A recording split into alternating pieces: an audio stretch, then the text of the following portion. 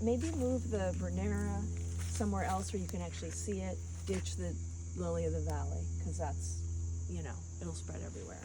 And then also maybe take the coral bells. How about in the front where we've discovered that it's more shady than you thought? Those are good shade plants. Okay. But here's your plant to put somewhere else.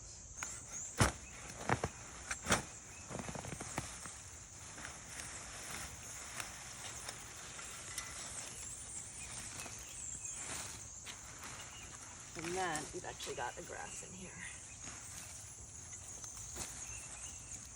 Actually, this is not going to work. You can do this. Pull this. Because I was going to say, it's so small, It's right? so small. I love how you're in your Birkenstocks. I wasn't planning on,